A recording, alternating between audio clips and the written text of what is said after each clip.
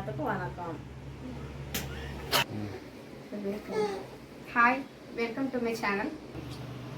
இன்றைக்கி நாங்கள் இனிப்பு பலகாரம் செய்ய போகிறோம்.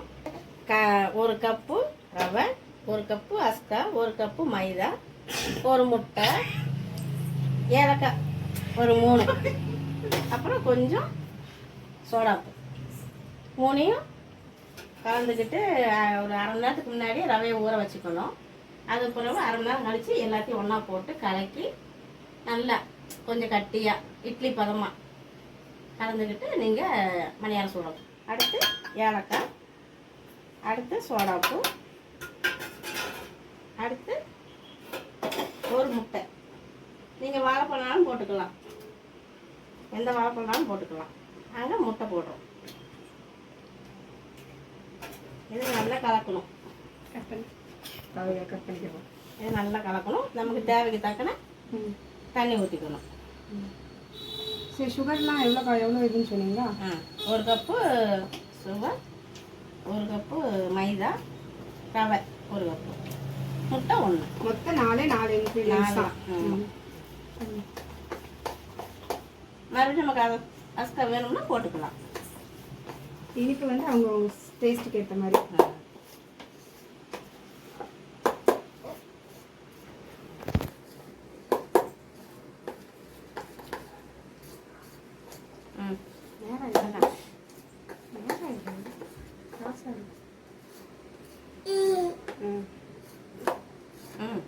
அவ்வளோதான். இது எண்ணெய் காஞ்சிச்சான்னு பார்க்குறதுக்கு கொஞ்சமாக நீங்கள் விட்டு பாருங்க. அது மேலே வீட்டு வந்துட்டுன்னா எண்ணெய் காஞ்சிச்சு. இப்படி ஒவ்வொன்றா அது மேலே எந்திரிச்சா பிறகு நீங்கள் ஊற்றணும். கரண்டி வச்சு ஃபஸ்ட்டு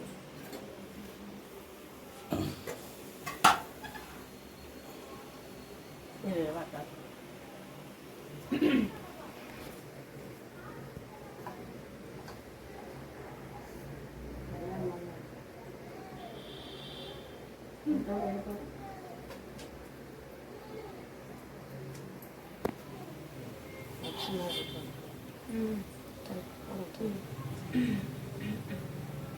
அதன் கல்வி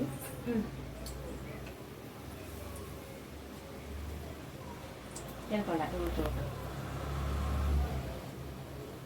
வீட்டு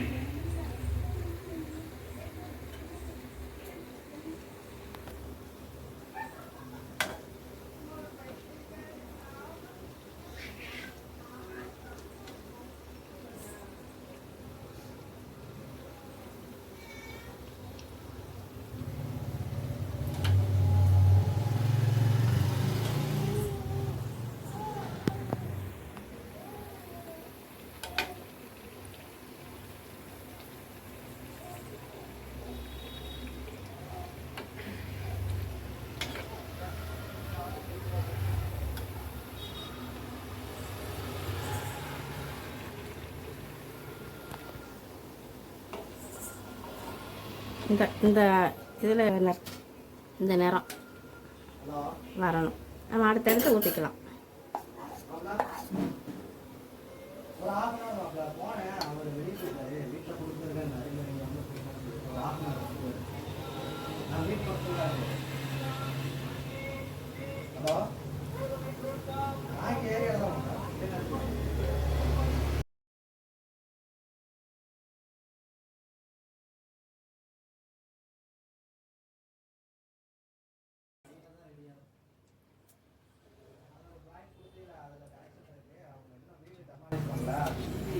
தண்ணி கூடாமல் பார்த்துக்கணும்.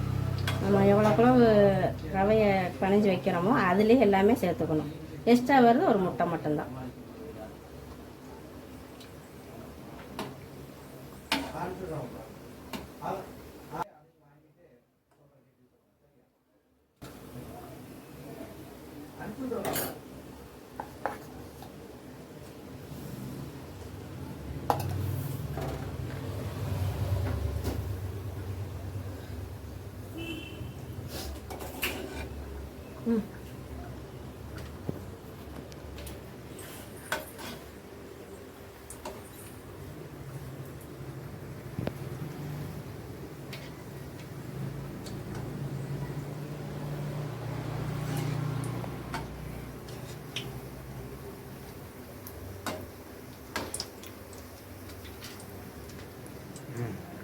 ம்.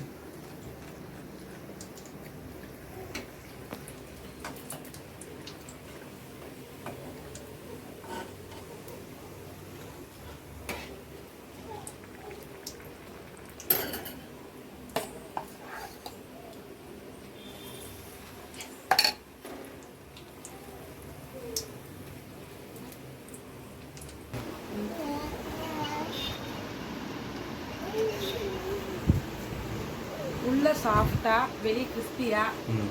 எல்லாமே சுகர் எல்லாம் கரெக்டா இருக்கு.